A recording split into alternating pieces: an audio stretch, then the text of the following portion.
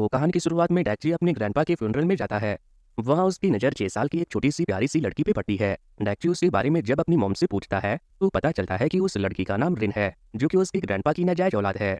इस नाते रिन उसकी मॉम की सिस्टर लगी और डैक्ची की आंटी। ये सोचकर ही डैक्ची को बड़ा अजीब लग रहा था। तब उसकी मॉम उसे इस बारे में ज्यादा सोचने से मना करती है। तभी वहाँ डैक्ची की सिस्टर कजूमी भी आती है। और जब ग्रैंडपा के पुराने दोस्त डैक्ची को देखते हैं तो सभी हैरान हो जाते हैं, क्योंकि वो दिखने में बिल्कुल अपने ग्रैंडपा की तरह लगता था। सभी फ्यूनरल पे ध्यान दे रहे थे, मगर डैक्ची का ध्यान रिन पे था। उसे लग रहा था कि इस बच्ची को पता भी नहीं है कि इसने अपने डैड को खो दिया। वो तो आराम से इधर उधर भाग के खेल रही थी। ग्रैंडपा के फ्यूनरल के टाइम जब सभी उन्हें फ्लावर ऑफर करते हैं तो छोटी सी रिन भागकर पास से ग्रैंडपा की फेवरेट ब्लूबेल्स के फ्लावर तोड़कर ले आती है और उसे अपने डैड को पकड़ाने की कोशिश करती है, मगर वो तो मर चुके थे। उनकी लाश काफी हार्ड हो गई थी, इसलिए लास्ट में वो बस उनके हाथ के पास रखकर सैड हो जाती है। फ्यूनरल के बाद लोग ग्रैंडपा के कैरेक्टर के बारे में बात करने लगते हैं कि बताओ भला ये कोई उम्र होती है बाप बनने की। उन्होंने तो बच्ची को जन्म दे दिया और खुद परलोक सुधार गए। अब इस बच्ची की जिम्मेदारी कौन लेगा? हमें तो उसकी मॉम के बारे में भी कुछ नहीं पता है। तब ग्रैंडपा के फैमिली मेंबर एक एक करके अपनी परेशानियां बताने लगते हैं कि अरे मुझे तो ये प्रॉब्लम है वो प्रॉब्लम है, इसलिए मैं रिन को अपने पास नहीं रख सकता। तब डैक्ची अपनी मॉम से कहता है कि आप तो इसे रख सकती है, मगर वो साफ मना कर देती है कि मेरे पास फ्री टाइम नहीं है। वैसे भी एक बच्चे को पाल पोस कर बड़ा करने में बहुत मेहनत लगता है, साथ ही बहुत सारी सेक्रीफाइस भी करनी पड़ती है। मैंने ऑलरेडी 2 बच्चे बड़े कर लिए हैं। अब मैं अपनी बची हुई जिंदगी अपने हिसाब से जीना चाहती हूँ। सारी बातें सुनने के बाद डैक्ची रिन के पास जाकर पूछता है कि बेटा मेरे साथ मेरे घर पे रहना पसंद करोगी? तो वो अपनी छोटी से हाथ से उसका सूट पकड़कर अपनी सहमति देती है। और ये देखकर डैक्ची की मॉम और सिस्टर हैरान हो जाते हैं। अगली सुबह डैक्ची को रिन ये कहते हुए उठाती है कि अंकल मुझे भूख लगी है। डैक्ची बैचलर था, उसे सारी चीजें प्रोसेस करने में थोड़ा वक्त लगता है। फिर वो जल्दी से ब्रेकफास्ट बनाकर उसे खिलाता है। कल तो उसने इमोशनल होकर रिन की जिम्मेदारी लेने की बात कर दी थी, पर आज ही उसे अपनी गलती का एहसास हो गया था। खैर ब्रेकफास्ट करने के बाद भी रिन को और भूख लगी थी। सभी खत्म हो चुका था, सिर्फ राइस बचा हुआ था।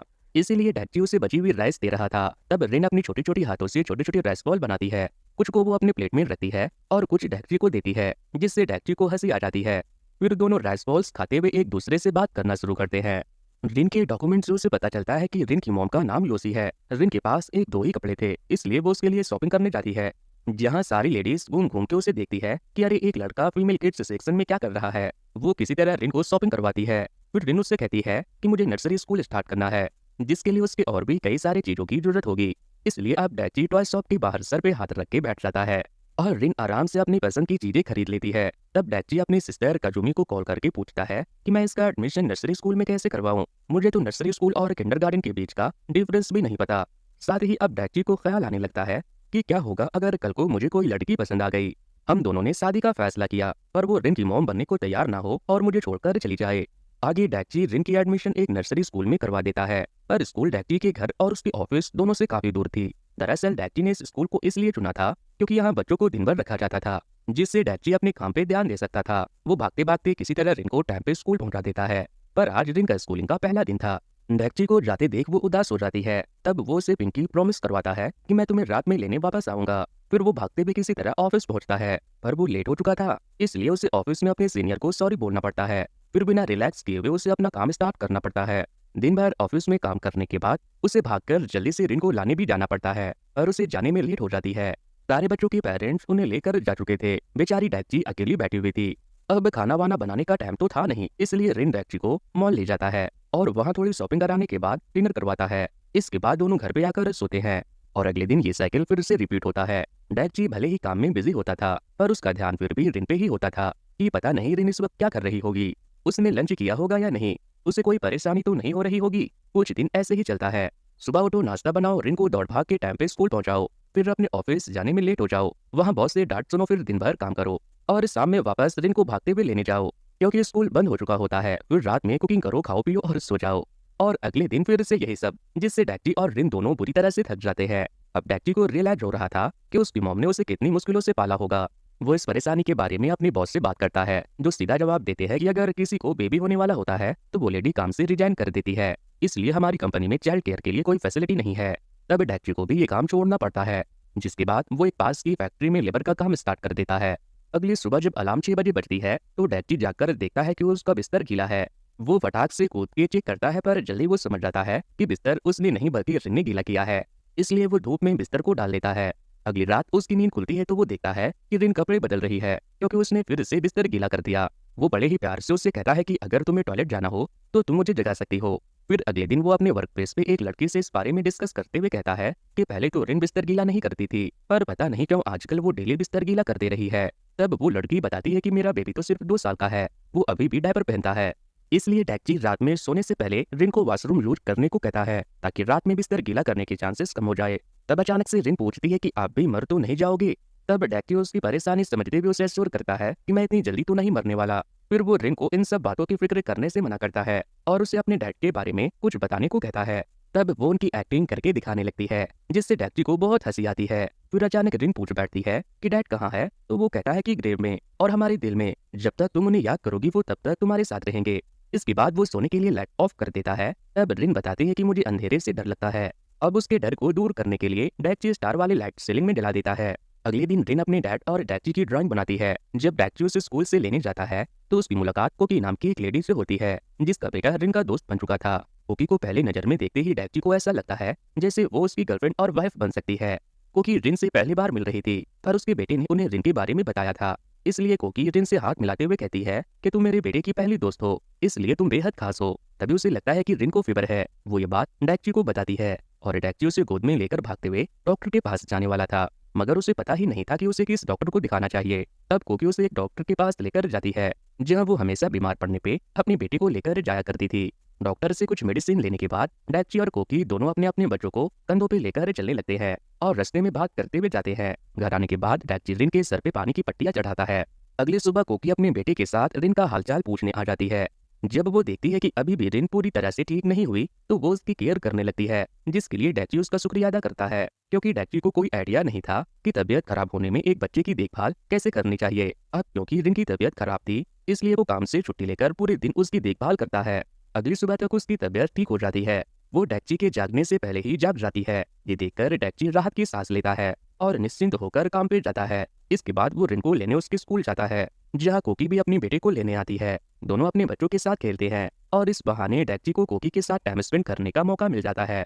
अगले दिन डैक्ची के अंकल कॉल करके उसे घर पे बुलाते हैं। वहाँ यूमिको नाम की एक लेडी आई हुई थी जो कि एक ऑर्फनेज चलाती थी। वो डैक्ची से बात करती है और उसे सिंगल डैड बनने से आने वाली दिक्कतों के बारे में बताती है, मगर डैक्ची अपनी बात पे अड़ा रहता है कि मुझे रिन से कोई दिक्कत नहीं है, वो बहुत ही अच्छी और प्यारी बच्ची है, मैं उसे किसी को नहीं दूंगा। घर आने के बाद रिन उससे कहती है कि मुझे रैबिट की तरह स्टाइल कर दीजिए। डैक्ची उसकी बात मानकर उसके हेयर्स बनाने लगता है। तभी दोनों बातें करते हैं और बातों ही बातों में डैक्ची को रिन से पता चलता है कि उसके डैड के घर पे एक योसी नाम की मेड थी जो बहुत ही चिड़चिड़ी थी। वो रिन को बिल्कुल भी प्यार नहीं करती थी। तब जाकर डैक्ची को सारा माजरा समझ आता है कि ग्रैंडपा ने योसी नाम की मेड के साथ मिलकर रिन को जन्म दिया था। डैक्ची जब योसी के बारे में ऑनलाइन सर्च करता है तो उसे पता चलता है कि वो एक मांगा ऑथर भी है। इसलिए वो ईमेल करके योसी को बताता है कि मैं तुम्हारी बेटी रिन का गार्डियन हूँ। तो वो तुरंत ही रिप्लाई कर देती है कि इसमें मैं क्या करूँ। अब डैक्ची को समझ नहीं आता कि इस पागल औरत को मैं क्या जवाब दूँ। फिर वो कहता है कि देखो, मैं तुम्हें रिन को लौटा नहीं रहा हूँ, पर मैं तुमसे एक बार मिलना चाहता हूँ। वो अपना नंबर सेंड करता है और योसी तुरंत ही कॉल कर देती है। रिन सो रही थी, फोन की रिंग से उसका भी नींद न खुल जाए, इसलिए डैक्ची जल्दी से कॉल रिसीव करता है और इसके बाद दोनों मिलने के लिए एक जगह डिसाइड करते हैं। अगले दिन वो रिन को अपने पेरेंट्स के पास छोड़कर खुद योसी से मिलने जाता है और देखता है कि योसी उसकी एज की ही एक लड़की है जो कि रिन को दिल से अपनी बेटी नहीं मानती। दरअसल जब वो इस शहर में नई नई आई थी तो उसके पास काम नहीं था, इसलिए उसने कुछ दिनों तक ग्रैंडपा के घर पे मेड का काम किया था। वहीं वो गलती से प्रेग्नेंट हो गई। जब तक उसे पता चला तब तक काफी लेट हो चुकी थी, इसलिए ग्रैंडपा के कहने पे उसने रिन को जन्म दे तो दिया, पर वो एक मॉम की जिम्मेदारी नहीं लेना चाहती थी। फिर उसे काम मिल गया और वो ग्रैंडपा के घर से चली गई। अब तक वही रिन की जिम्मेदारी उठा रहे थे। ये सब सुनकर डैक्ची कहता है, मुझे बस इतना बताओ कि अगर मैं रिन को हमेशा के लिए अपने पास रख लूं तो तुम्हें कोई दिक्कत तो नहीं है। योसी घबराते हुए कहती है नहीं, जिसके बाद डैक्ची वहां से निकल जाता है। उसे योसी पे बहुत गुस्सा आ रहा था क्योंकि योसी के अंदर माँ वाली कोई फीलिंग ही नहीं थी। उसके लिए रिन कोई मायने नहीं रखती थी। तभी योसी रेस्टोरेंट से भागकर बाहर आती है और कहती है कि मैं एक रिक्वेस्ट करना चाहती हूँ, आप रिन को अपनी फैमिली का सरनेम दे दीजिएगा ताकि आगे चलकर उसे सरनेम की वजह से कोई दिक्कत ना हो। यानी योसी चाहती थी कि रिन उसका सरनेम भी यूज ना करे। खैर वो एक लड़की थी, इसलिए डैक्ची अपना गुस्सा बर्दाश्त करके अपने घर आ जाता है। उसे लग रहा था कि उसकी सिस्टर काजुमी, जो कि बच्चों से नफरत करती थी, पता नहीं वो कैसे रिन के साथ पेश आ रही होगी। पर घर पहुंचकर वो हैरान रह जाता है क्योंकि उसकी मॉम डैड और सिस्टर तीनों मिलकर रिन के साथ मजे से खेल रहे थे। साथ ही कजूमी अपने बचपन के कपड़े भी रिन को दे रही थी। इसके बाद डैक्ची अपने डैड के साथ जाकर बैठ जाता है। उसके डैड बताते हैं कि तुम बहुत ही हिम्मत वाला काम कर रहे हो। जब तुम्हारी मॉम प्रेग्नेंट हुई थी तो मुझे पता है कि उसकी क्या हालत हुई थी। मैं उस वक्त काम के सिलसिले में बाहर रहता था। वहीं तुम्हारी मॉम एक वर्किंग वुमन थी, उसने प्रेगनेंसी के दौरान भी काम किया। बेबी को डिलीवर किया और फिर कुछ दिन हील होने के बाद वो वापस काम करने लगी। अपनी मॉम के बारे में ये सारी चीजें जानकर डैक्ची को मन में उनके लिए इज्जत बढ़ाती है। फिर डैक्ची अपने डैड से कहता है कि मैं सोच रहा हूँ कि रिन को लीगल अडॉप्ट करके अपनी बेटी बना लूं। स्कूल वगैरह में अगर उसके नाम के पीछे मेरा नाम रहेगा तो चीजें सही जाएगी। इस चीज का फैसला डैक्ची के डैड उसे खुद करने को कहते हैं। फिर अगली सुबह जब रिन को जाना था तो वो कान में डैक्ची से कहती है कि इनसे पूछो ना क्या मैं यहाँ दोबारा आ सकती हूँ। जब डैक्ची अपनी फैमिली को ये बात बताता है तो सभी हंसने लगते हैं और कहते हैं कि तुम्हारा जब भी मन करे तुम हमारे साथ रहने के लिए आ सकती हो, जिससे रिन खुश हो जाती है। फिर जब वो स्कूल जाती है तो टीचर सभी को अपने मॉम और डैड दोनों की ड्राइंग बनाने को कहते हैं। कुछ देर बाद डैक्ची और कोकी दोनों के स्कूल से कॉल आता है कि उनके बच्चे स्कूल से भाग गए हैं, जिससे परेशान होकर डैक्ची और कोकी भागते हुए उन्हें ढूंढने जाते हैं। जैसे ही डैक्ची के साथ काम करने वाला वर्कर को रिन की मिसिंग होने की बात पता चलती है तो वो भी उसे ढूंढने के लिए निकल जाते हैं। ये लोग गली मोहल्ले मॉल रोड खेत खलियान सब जगह उसे ढूंढते हैं पर कोई फायदा नहीं होता। इसके बाद सीन रिन और उसके फ्रेंड पे शिफ्ट होती है जो कि एक सुनसान से ब्रिज के नीचे थे। तभी वहाँ एक लंबे बाल वाला आदमी साइकिल से आता है और उन्हें देखकर रुक जाता है। वो उन दोनों को अपने साथ बहला फुसलाकर जंगल की तरफ ले जाता है।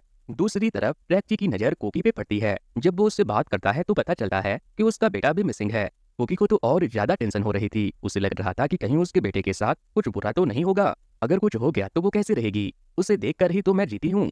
इधर कोकी का बेटा रिन को लेकर ग्रैवयार्ड में चला आया था और वो लंबे बालों वाला आदमी बुरा नहीं था। वो तो उन्हें उनकी मंजिल तक पहुंचाने में मदद कर रहा था। यह कोकी का बेटा कहता है कि मेरी मॉम कहती है कि डैड बिजनेस के सिलसिले में बाहर रहते हैं, पर मुझे अच्छी तरह से पता है कि उनकी मौत हो चुकी है क्योंकि मेरी मॉम यहीं पे आकर अक्सर रोती है। तब रिन बताती है कि मेरे डैड की भी मौत हो चुकी है पर वो ग्रैवयार्ड में नहीं बल्कि मेरे दिल में रहते हैं। कोकी का बेटा अपने डैड को याद करके रोने लगता है और उन्हें फ्लावर ऑफर करता है। ये देखकर रिन भी रोना शुरू कर देती है। फिर कुछ देर बाद दोनों वापस घर चले आते हैं। कोकी की मॉम मुझसे पूछती है कि तुम कहाँ चले गए थे तो वो बताता है कि मैं डैड से मिलने ग्रैवयार्ड गया था। ये सुनकर कोकी रोते हुए उसे हग कर लेती है। वहीं डैक्ची रिन को डांटता है कि तुम्हें पता भी है कि मैं तुम्हारे लिए कितना परेशान हो गया था, ऐसे बिना बताए कहीं जाना होता है क्या। रिन सॉरी कहती है जिसके बाद डैक्ची उसे हग करके रोने लगता है। दोनों बच्चे काफी थक गए थे इसलिए वो साथ में ही सो जाते हैं। इसके बाद कोकी डैक्ची से माफी मांगती है कि मेरा बेटा ही आपकी बेटी को लेकर चला गया था, इसलिए मुझे माफ कर दीजिए। इसके बाद वो डैक्ची को बताने लगती है कि कैसे मेरे हस्बैंड की मौत के बाद मैं बिल्कुल अकेली पड़ गई थी। मैं अपने बेटे का सही से ख्याल भी नहीं रख पाती थी। वो अपने उस बुरे वक्त को याद करके रोने लगती है। इसके बाद डैक्ची अपने बारे में बताता है कि पहले मैं सोचा करता था कि जब मैं पेरेंट बनूंगा तो काफी टफ रहूंगा, मगर आज जब मुझे पता चला कि रिन मिसिंग है तो डर के मारे पैर कांपने लगे। पहले मैं काफी कॉन्फिडेंट बनता था, मुझे लगता था मैं सारा कुछ खुद ही कर सकता हूँ, मगर आज मैंने अपने वर्कमेट्स और फैमिली से हेल्प मांगी कि प्लीज मेरी रिन को ढूंढ दो। अपनी अपनी स्टोरी बताते हुए डैक्ची और रिन काफी क्लोज आ जाते हैं। वो किस करने ही वाले होते हैं कि तभी कोकी का बेटा जाकर इन्हें टोक देता है, जिससे ये शर्मिंदा होकर हंसने लगते हैं। इसके बाद सीन प्ले वाले दिन शिफ्ट होती है। डैक्ची और कोकी साथ में बैठकर अपने अपने बच्चों का नाटक देखते हैं। कोकी तो इसे कैमरे से रिकॉर्ड भी कर रही थी और इनके चेहरे पे एक स्माइल थी। रिन फेरी बनी हुई थी जो बहुत ही प्यारी लग रही थी। डैक्ची को जैसे रिन में सुकून मिल गया था। वो उसे धीरे धीरे बड़ा होते हुए और नई नई चीजें सीखते हुए देखकर बहुत खुश होता है। जब भी रिन आराम से सो रही होती है तभी डैक्ची को बहुत अच्छा लगता है कि वो सेफ है। और इसी के साथ ये मूवी यहीं पर खत्म होती है। तो दोस्तों ये मूवी आपको कैसी लगी मुझे कमेंट करके बताना और आप लोगों को इस मूवी से क्या सीख मिलती है वो भी मुझे बताना। बस